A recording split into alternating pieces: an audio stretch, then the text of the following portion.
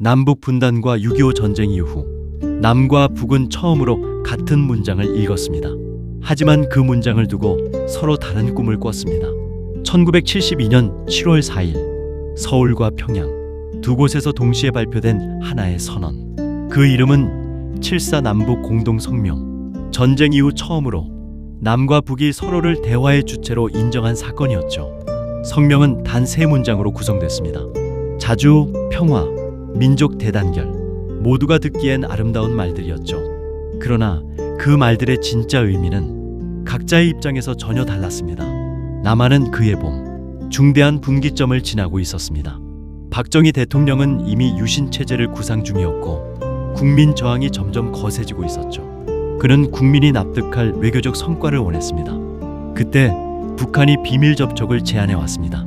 박정희는 정보부장 이우락을 김일성에게 보내기로 결정합니다. 이우락은 평양으로 향했고 김일성과 직접 마주 앉았습니다. 그 회담에서 통일의 3대 원칙이 만들어졌습니다.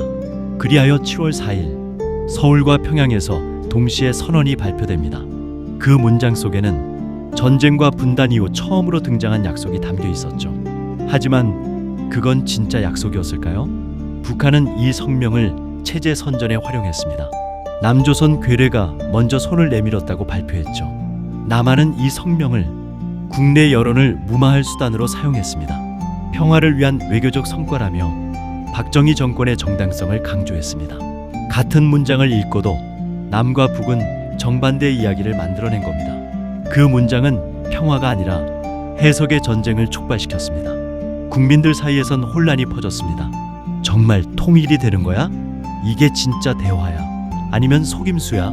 당시 언론은 극도로 제한된 정보를 보도했고 사람들은 입소문으로 서로의 생각을 확인했습니다.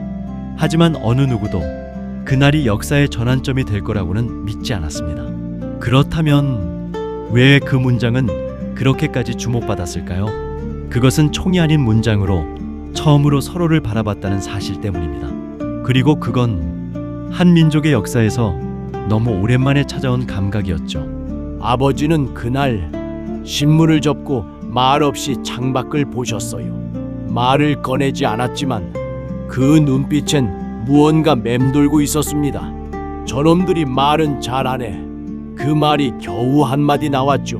그 한마디 속엔 기대도 냉소도 체념도 담겨 있었습니다. 그리고 나서 아버지는 신문을 다시 펴지 않았습니다. 그날 이후로도 우리는 통일을 말하는 뉴스를 많이 봤습니다. 그러나 그 문장만큼 묘한 침묵을 만들어낸 뉴스는 없었습니다. 같은 말을 했는데 왜 아무것도 안 바뀌지?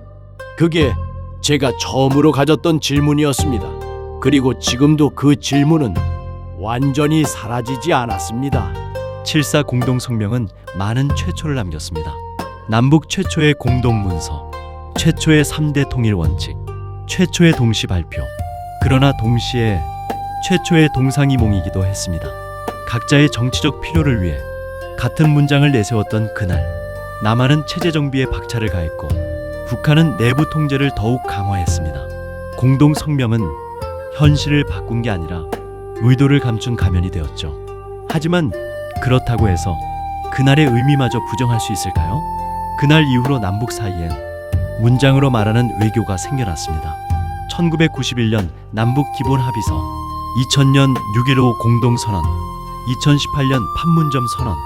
이 모든 흐름의 시작은 그 한 장의 문서, 그 세 문장이었습니다. 우리는 그것을 잊지 말아야 합니다. 그것은 꿈이 엇갈렸던 약속이지만 그럼에도 불구하고 첫 약속이었으니까요. 우리는 아직도 같은 문장을 완전히 공유하지 못한 채 살아가고 있습니다.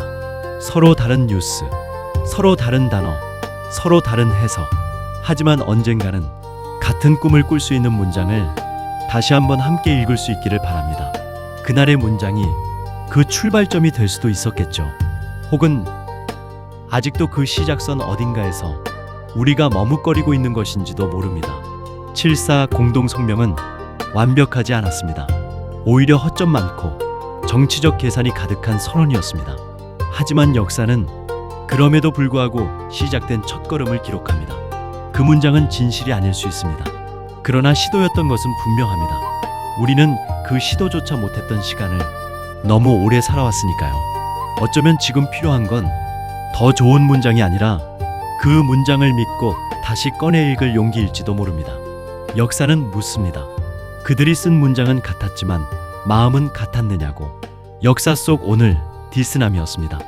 우리가 몰랐던 진짜 세상. 그 다음 이야기도 기대해 주세요. 좋아요와 구독, 알림 설정은 서로 다른 꿈을 꿨던 그날의 문장에 맡겨주세요.